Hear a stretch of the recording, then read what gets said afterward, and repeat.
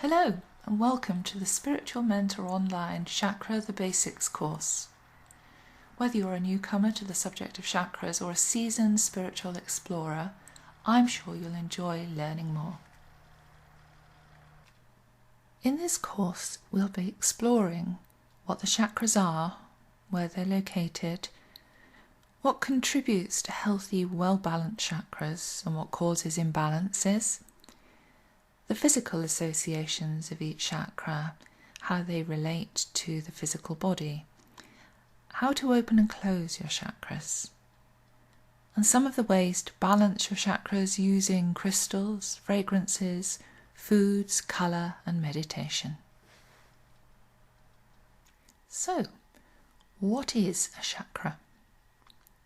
First thing to say is that the pronunciation can vary quite widely. Some people call it a chakra, others a chakra, and I'll probably weave in and out between them. So a chakra comes from the word wheel or disc in Sanskrit. It's basically a spinning vortex of energy that runs directly through our physical form, front to back through the spinal column. It's part of the subtle energy system. At the inner core of each of us, there are the 7 wheel-like energy centres. They're like swirling intersections of vital life force. And each chakra represents an aspect of consciousness essential to our lives. Effectively, the chakras are centres of activity for the reception, the assimilation, and the transmission of life energies. They're not physically detectable in the body as such, and they're metaphysically linked to physical systems within the body. The chakras are also an energetic reflection of the state of our physical and emotional well-being.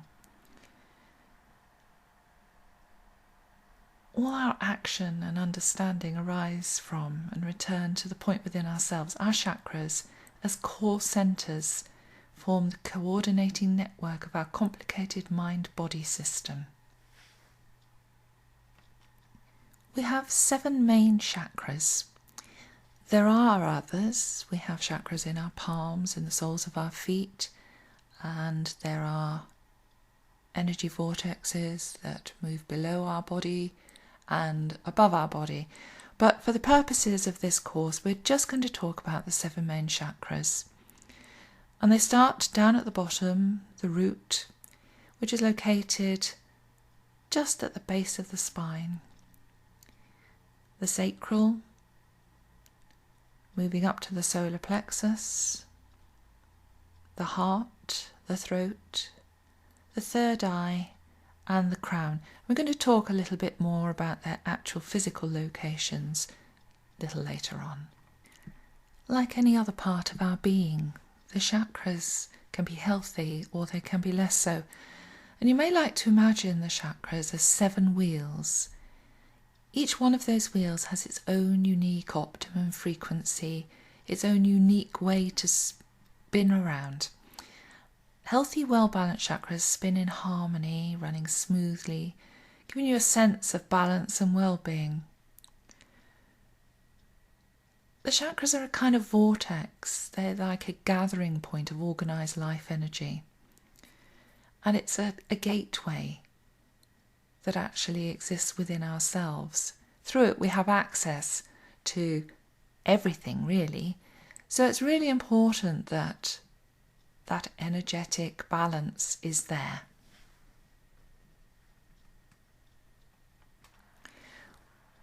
Sometimes when our chakras become imbalanced, it can be quite a difficult concept to actually understand. It's rather like if you can imagine when you're driving your car, you've got the 4 wheels and maybe you're trying to park the car and you just catch the curb and that wheel becomes very slightly out of balance. Now it's not enough to throw the car off the road, but it is enough to put a little bit of extra pressure on other areas of the car. And rather like that imbalance, if any of the chakras receive anything that slightly puts them out of balance, it affects the whole system. And there are a number of factors that will affect the balance and the energy of the chakras. very often emotionally based problems, even the smallest things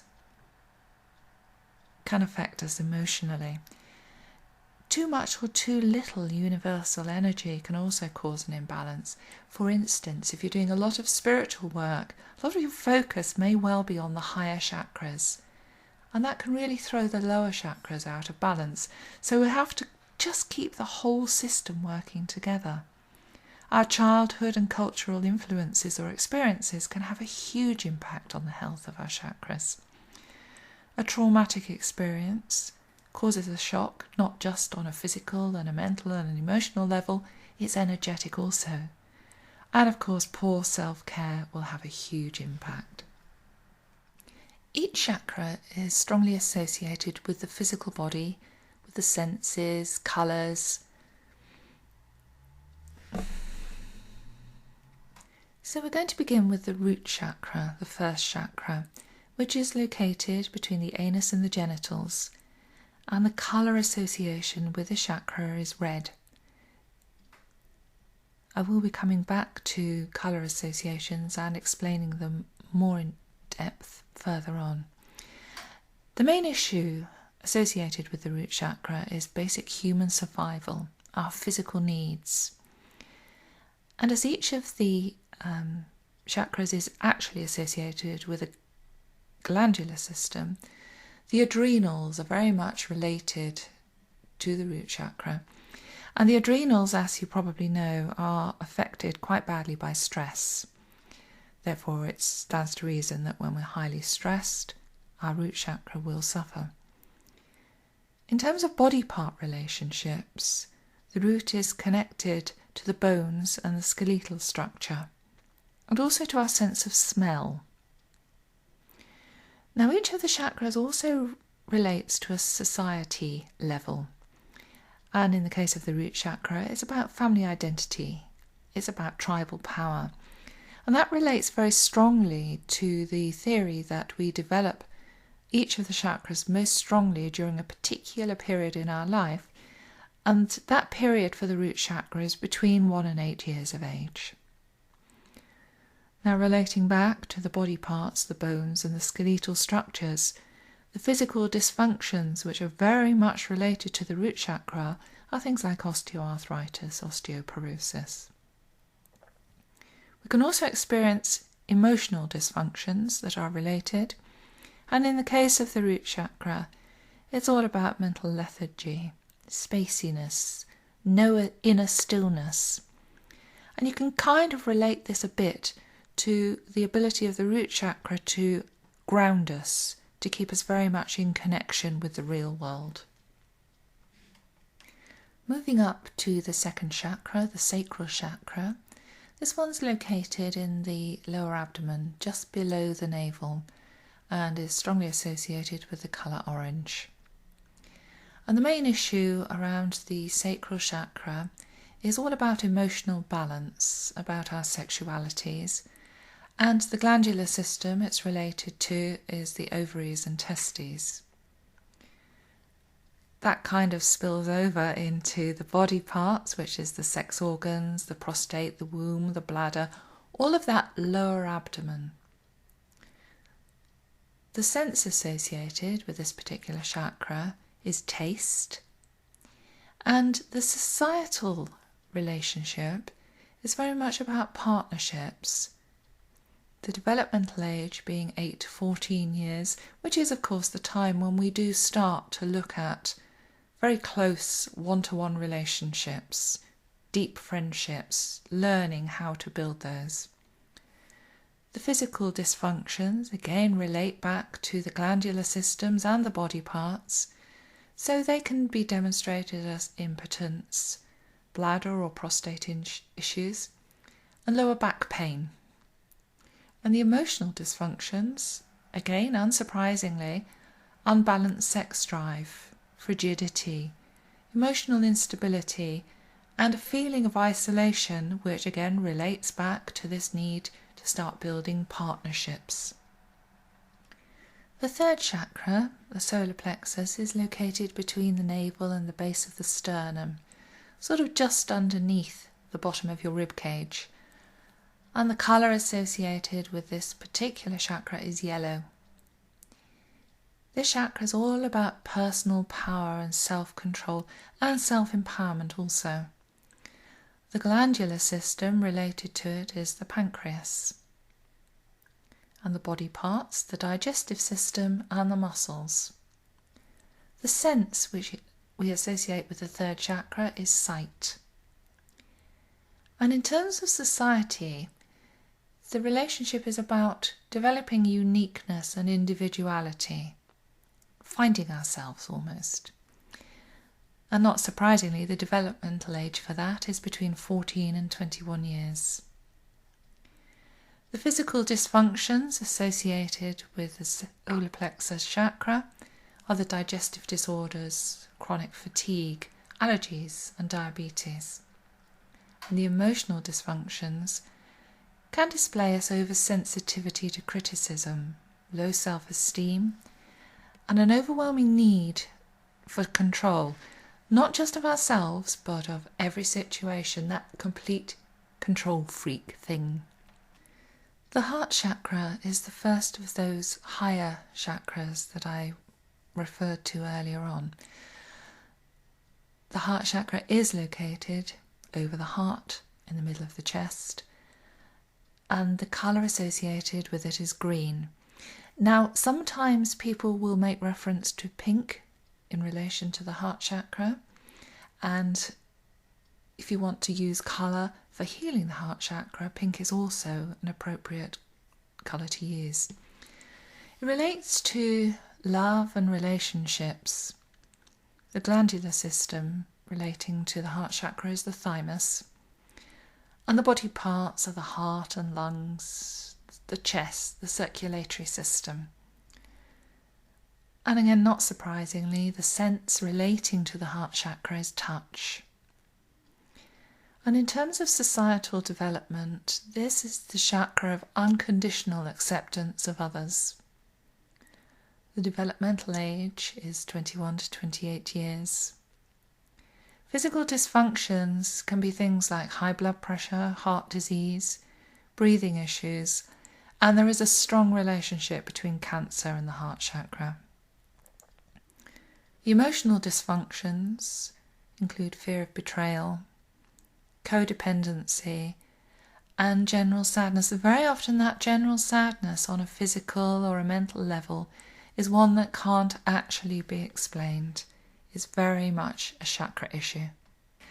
The fifth chakra is the throat chakra, which is located at the centre base of the neck. The colour associated with this one is blue, and it's very much the centre of communication and self-expression. The glandular system relating to the throat chakra are the thyroid and parathyroid, and the body parts are the mouth, ears and throat. The sense that is associated with the throat chakra is hearing. The societal development is all about personal development, about how we as an individual relate to society. And the developmental age of that is 28 to 35 years. The physical dysfunctions that are strongly related to the throat chakra are not surprisingly a sore throat or neck, thyroid issues, also tinnitus and asthma. And the emotional dysfunctions relating to the throat chakra are blocked creativity, where you suppress your emotions, and where you're a perfectionist. That's the time to start looking to heal the throat chakra. The sixth chakra, the third eye, is located centrally above the eyebrows, and the colour relating to this chakra is indigo. This is the centre of intuition and wisdom, and the glandular system relating to it is the pituitary system. The body parts which have the strong relationship with the third eye are the eyes and the base of the skull. And the sense that relates to this sixth chakra is your sixth sense and your intuition. Unlike the other lower chakras, there are no societal or developmental age relationships with the third eye. However, there are physical dysfunctions, which include headaches, visual problems, and neurological imbalances. Very often, if you're doing higher spiritual work, you may find that when you exercise the third eye and it's not used to it, you will experience headaches and visual problems. Don't worry about it. It's almost like a muscle in terms of how it needs to be used and exercised to become stronger. The emotional dysfunctions can be hallucinations and nightmares, and it also relates to learning difficulties. The seventh chakra, the crown chakra, is located right on the very top of your head. The colour relating to this is violet. That's the colour that you'll normally see in illustrations and is quite an easy one to visualise when you're doing meditation. But you'll also see it as gold or white, and very often when you're doing spiritual work, the pure white energy, if you see such things, will be what you see. The main issue relating to the crown chakra is spirituality, and the glandular system associated is the pineal. The body parts which relate to this crown chakra are the cerebral cortex, the skin, and the upper skull.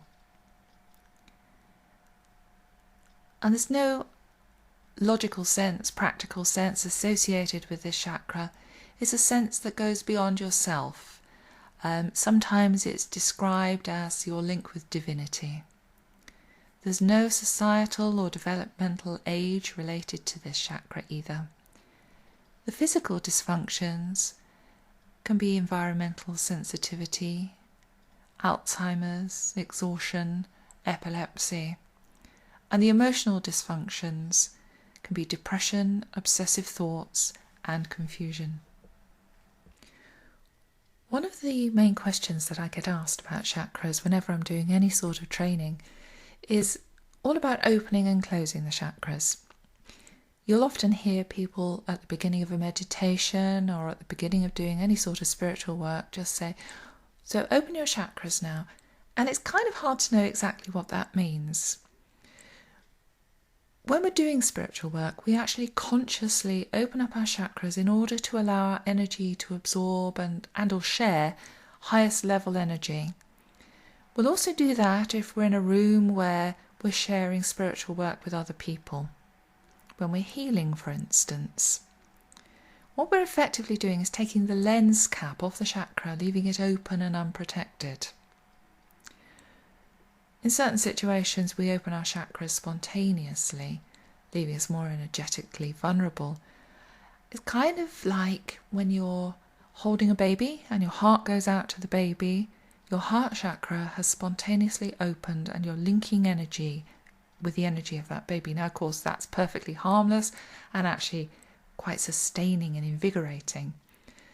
But you'll understand that you have to be very careful about when and in what company you actually consciously open your chakras. So in a moment I'm going to take you through an exercise to practice opening your chakras. But before I do that, I just want to talk about the process of visualizing each of the chakras. Traditionally, when we're opening or closing our chakras, we're encouraged to see them as lotus flowers. A lotus flower in each colour, reflecting the chakras, and as we open them, the flower opens, and obviously when we close them, we then draw the flower back into a bud. That's not the easiest thing for everybody to do. You might find it easier if you just see a light becoming more intense, opening up. Perhaps see a candle in the colour of each of the chakras and imagine lighting it. You could even imagine just flicking a light switch and a coloured light bulb appearing. Some people actually have to relate it on a more physical level. So you might, for instance, see it as opening a door, even what I suggested earlier, taking a lens cover off. There are no rights and wrongs in any of these systems that I described to you, and you might have something that's completely different. If it works for you, it's fine. Okay, so what I'd like you to do now is to just sit nice and comfortably, ideally sitting upright in a chair, feet flat on the floor, hands on your lap. Just take a couple of nice relaxed breaths and allow your eyes to softly close. And we're going to start down at the bottom with the root chakra, and we're going to move our way up. So in whatever way works best for you, just relate that to what I'm suggesting. So focusing on your root chakra, just imagine in whatever way suits you that you're opening that up. You're taking off the protective cloak. You're removing the cover. You're opening it, lighting it up.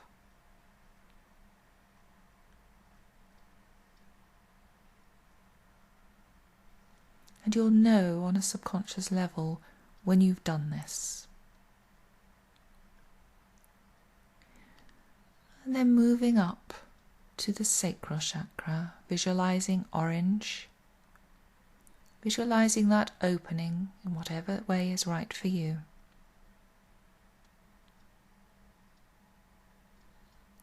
And as you continue to open your chakras, you may like to see it as opening a connection with the world around you. So moving up to the solar plexus, visualizing that bright yellow light as you open this chakra.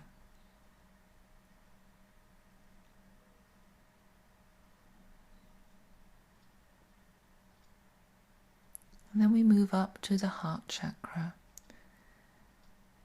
visualizing that beautiful bright green. Just see it being opened up, making a connection. Perhaps connecting further beyond the area you might expect.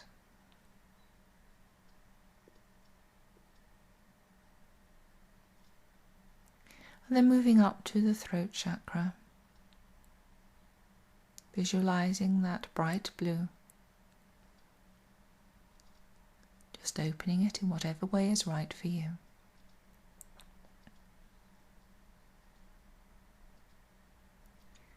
Then move up to the third eye, visualizing indigo.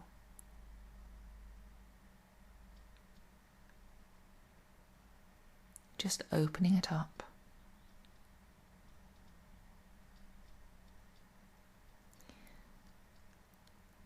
And then focusing on your crown chakra. And you may get a sense of violet or white or gold or silver light. Whatever works for you is right for you. And as you open up that chakra, you may get a sense of a higher connection.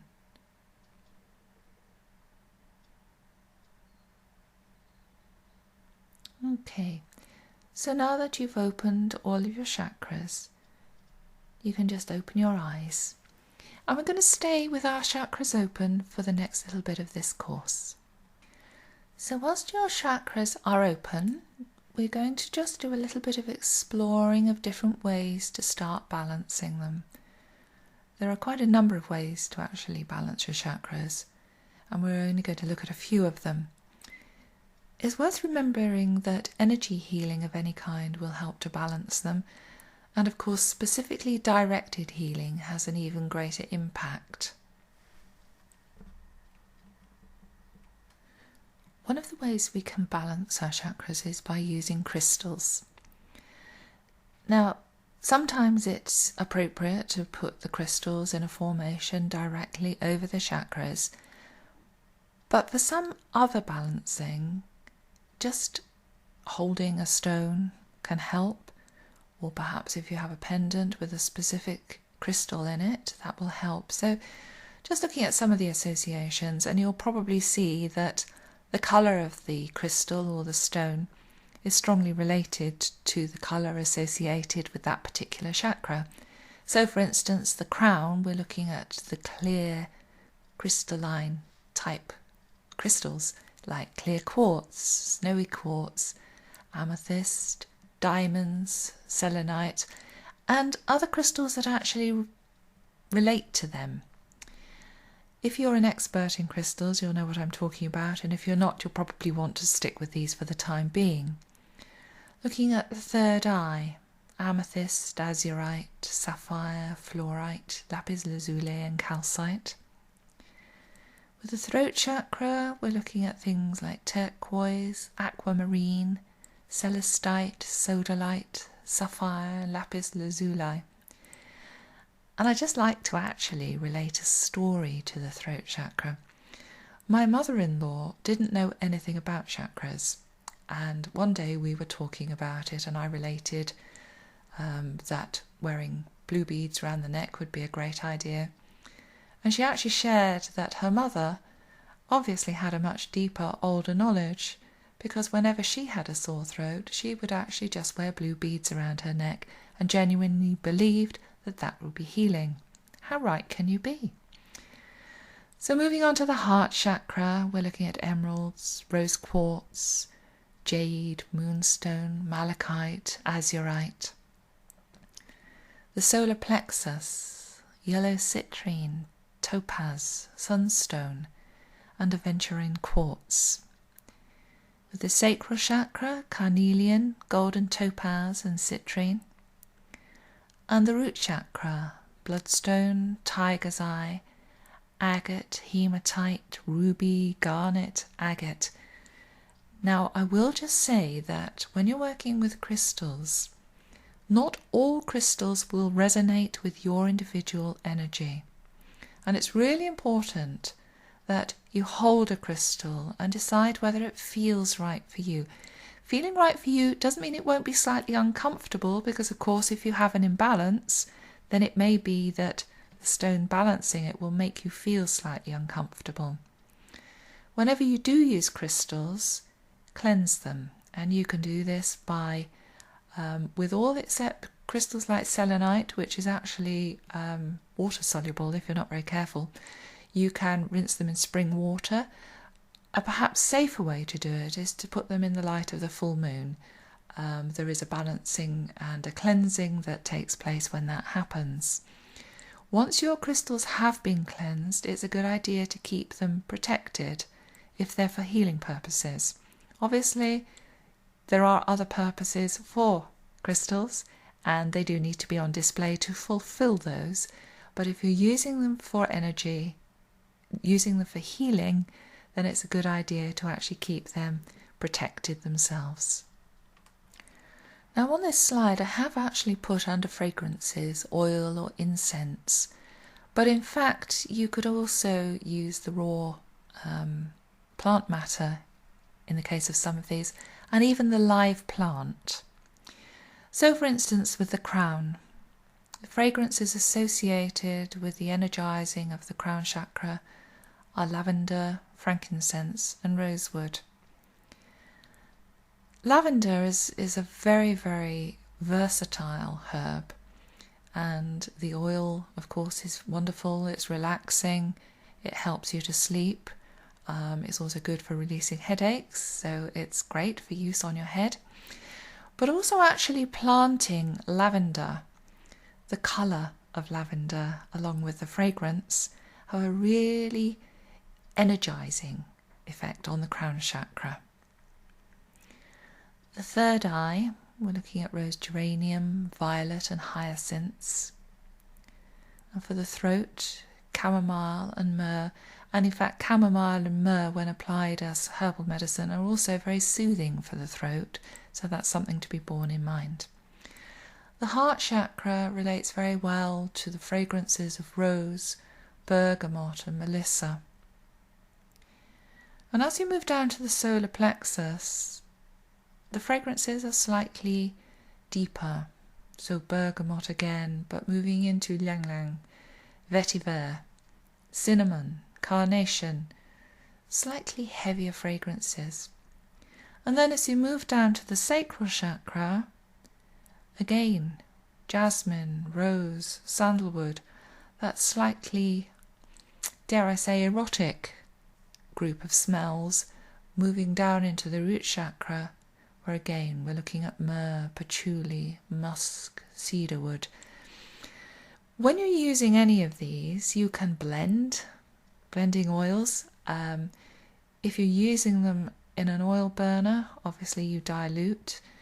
If you're using them on your skin, with the exception of lavender and chamomile, all of these oils need to be diluted in a carrier. You may also find that using them in your bath is a really, really nice way of just appreciating the fragrance, absorbing it through your whole body. If you're going to do that, a little tip: if you just drop the oils into your bath, they'll just sit on the surface. They won't spread throughout the water because the oil actually needs a protein in order to be able to spread it through. So if you just get an egg cup of milk and you put your oils into that, and we're only talking about 6 or 8 drops of oil for a bath, wait until you've run the bath and then just pour the milk with the oils into the water, and it will actually spread throughout the bath and give you a far, far greater feeling of the fragrance. With some of these fragrances, again, as I said, you can relate to the plant. There's a good reason why people give people roses, especially at Valentine's. They relate to the heart. Each of the chakras has a sustaining food group. And by eating, obviously, a varied diet, then you're feeding all of your chakras. But sometimes when you're out of balance, actually relating that to a particular food group can be quite beneficial. So for instance, with the root chakra, if you identify an imbalance, it may well be that you're lacking in protein. Now, coming at it from a dietary point of view, you can actually find that if you're focusing too much on the higher chakras, so you're focusing very much on a very natural fruit and vegetable based diet, the protein levels can drop. Now, I am not suggesting that you need to go out and eat a big juicy steak. There are plenty of vegetarian and vegan sources of protein. It's just making sure that you actually include those in your diet. Moving up to the sacral chakra, that's about liquids, and I'm sure because you're here and you're listening to this particular workshop, you know about drinking water. It's really, really important, not just on a physical and a mental and an emotional level, but actually for your chakras. It's really important that you maintain a natural, healthy level of hydration. You can also relate the liquids to juices and to smoothies, but that's not necessary. Moving up to the solar plexus, complex carbohydrates. Complex carbohydrates are fantastic grounding food. After you've been doing spiritual work, a little bit of a complex carbohydrate can be very, very good for bringing you back into your body. The heart chakra relates to vegetables, the throat to fruits. But as you move up to those 2 higher chakras, they are not related to foods. The third eye is just simply not related. And the crown is associated with fasting. And that's historical as well as metaphysical. Whenever anybody has been seeking enlightenment, engaging in the crown chakra, they've also engaged in fasting. So that relationship is not surprising, really. Now, you're already really familiar with the colour of each individual chakra, and there are lots of ways to boost the energy of them using their individual colours. You may choose to use a colour specifically close up to the particular chakra. For example, as I've already mentioned, blue beads for the throat, red pants for the root, orange belt for the sacral. Alternatively, you could wear a colour you need boosting anywhere. You could wear bright orange socks, or a stripy red and orange scarf, or an entire outfit. If you want to go out dressed yellow tip to toe, that's absolutely fine. Colour meditation can also be used to enhance and balance your chakras, and that's a really simple, straightforward way of doing it. You can also visualise colour and visualise drawing the colour in, and we're actually going to do that now. What I'd like you to do is once again just sit really comfortably, ideally with your back supported, hands on your lap, feet flat on the floor. Take a couple of breaths, close your eyes, and then we'll begin.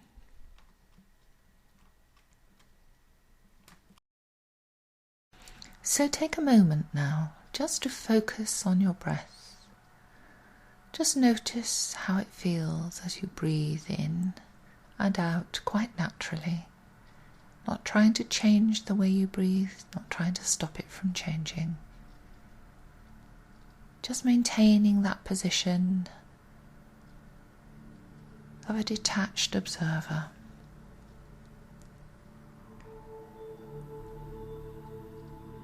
And with each out-breath, start to imagine any tension just drifting away from your body. Your whole body is softening, feeling calm and relaxed now.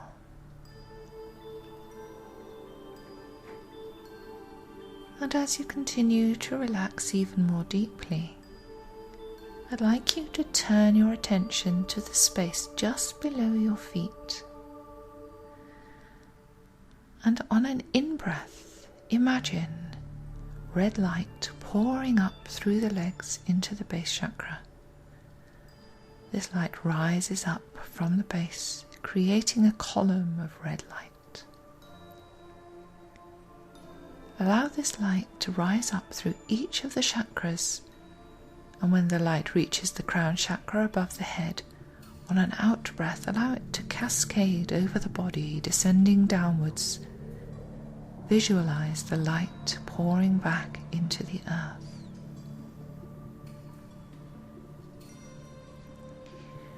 Now again, on an in-breath, imagine orange light pouring up through the legs into the base chakra and up through all of the other chakras, through the sacral chakra, moving up. And once again, when the light reaches the crown chakra above the head, on an out-breath, allow it to cascade over the body, descending downwards. Visualize that light pouring back into the earth.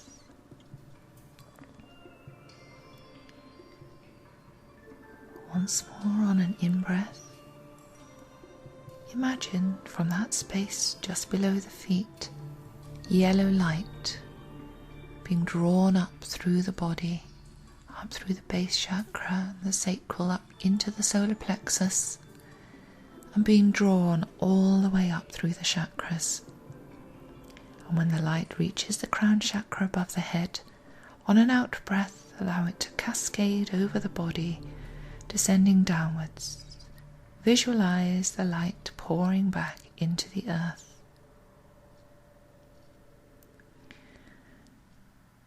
Now, once more on an in-breath, imagine green light pouring up through the legs into the base chakra. This light rises up from the base, creating a column of green light, right the way up through the heart chakra, all the way up to the crown chakra above the head. And on an out-breath, allow it to cascade over the body, descending downwards. Visualize the light pouring back into the earth. Now taking that attention back to the light source, the space just below your feet. On an in-breath, imagine blue light pouring up through the legs, all the way up through all the chakras, into the throat chakra, rising up all the way to the crown chakra. And on an out-breath, allow it to cascade over the body, descending downwards. Visualize the light pouring back into the earth. Now once again, from that space just below the feet, on an in-breath, imagine indigo light pouring up through the legs, all the way up, right up into the third eye chakra, on up into the crown, and allow the light when it reaches the crown chakra above the head on an out-breath to cascade over the body, descending downwards. Visualize the light pouring back into the earth. Now on an in-breath, imagine pure white light pouring up through the legs into the base chakra, up through the sacral and the solar plexus, up through the heart and the throat and the third eye, all the way up to the crown chakra. And when the light reaches the crown chakra above the head, on an out breath, allow it to cascade over the body, descending downwards. Visualize that light pouring back into the earth. And this is an exercise you can use any time you choose to.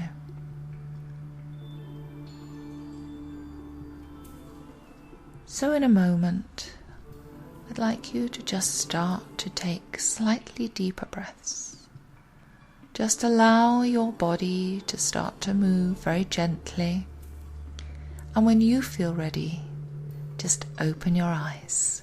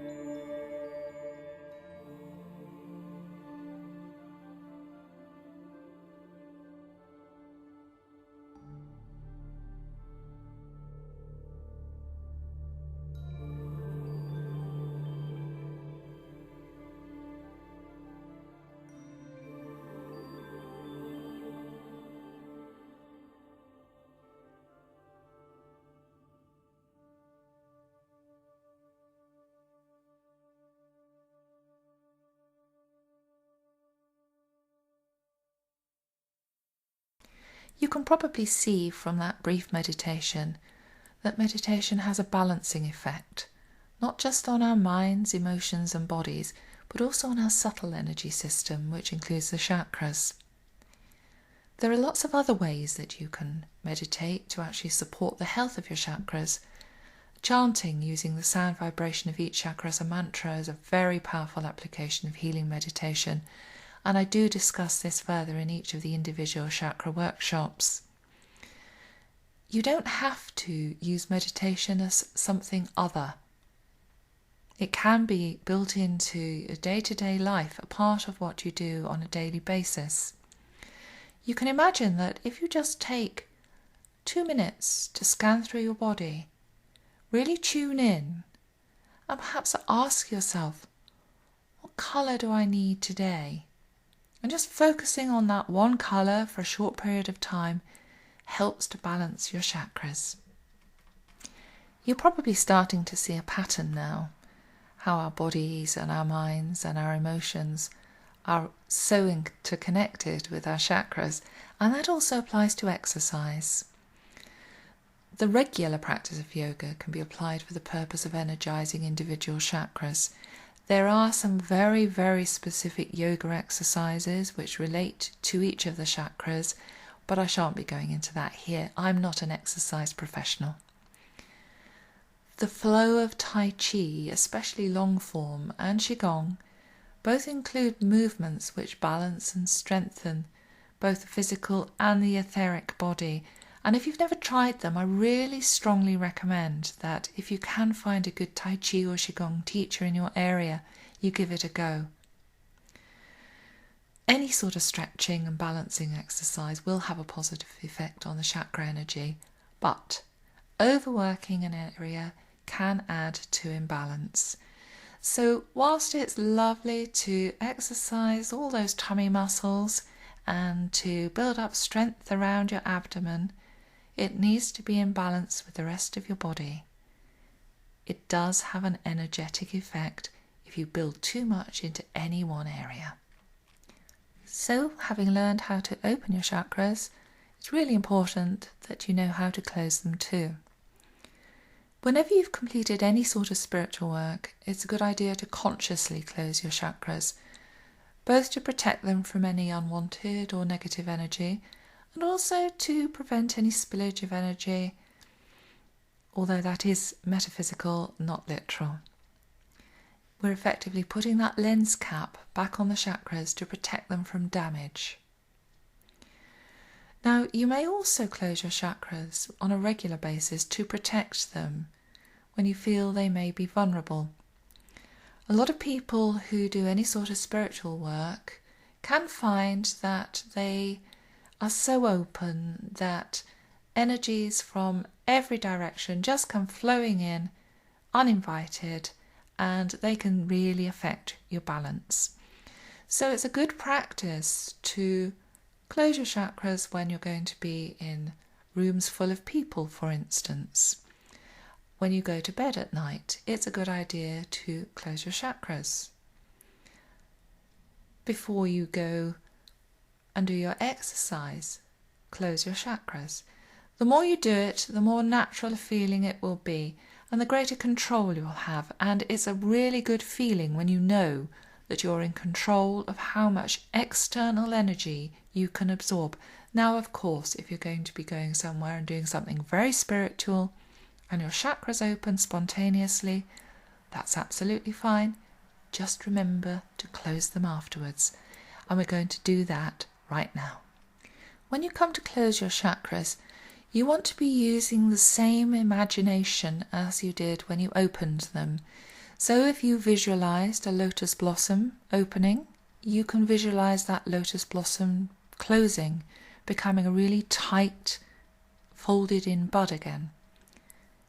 If you lit a candle, you need to extinguish that candle. If you opened a box, then you need to close the box. Now, occasionally, people can really struggle to keep the chakra closed. They get a sense that although they've closed it, it keeps popping open. Put a lock on it.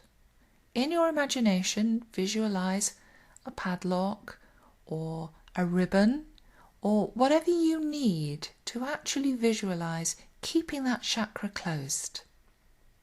Okay, so if you'd like to just sit, feet square on the floor, hands on your lap, close your eyes. Now, some people reverse the order in which they close the chakras to the order that I'm doing it, but I do find that actually starting at the top when you're closing down is probably most effective.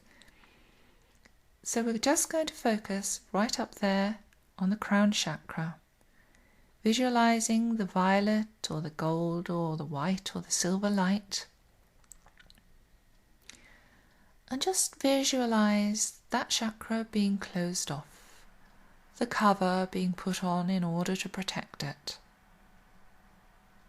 And remember, you're protecting its functioning. You're not stopping it from turning, not stopping it from functioning as it should, merely protecting it. And then moving down to the third eye, visualizing indigo, seeing that chakra also being closed.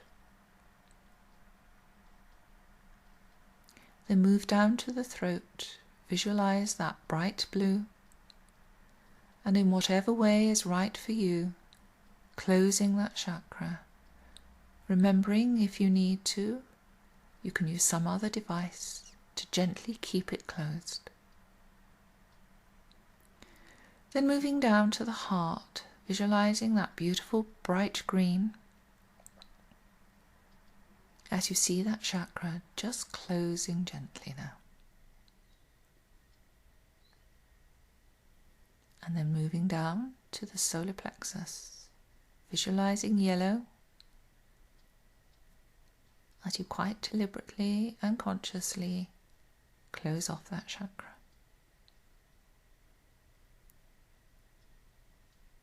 Then moving down to the sacral chakra, visualizing orange, and in whatever way is right for you, closing.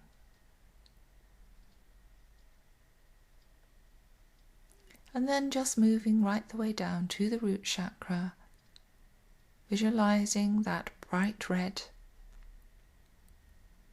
as you close the chakra.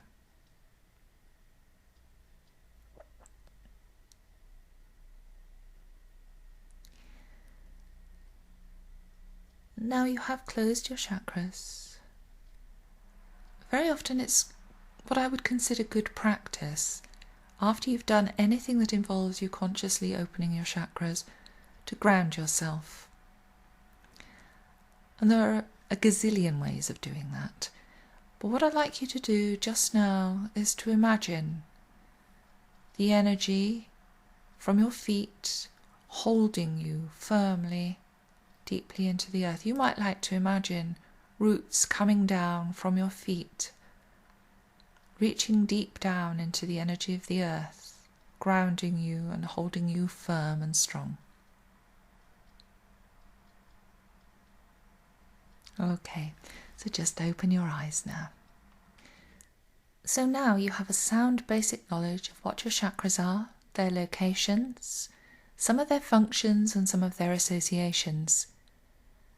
You can practice safely opening and closing your chakras, and I'd really like you to do that, and do feel free to feed back to me if you have any issues, if you have any experiences, because I really do love to know how you're getting on.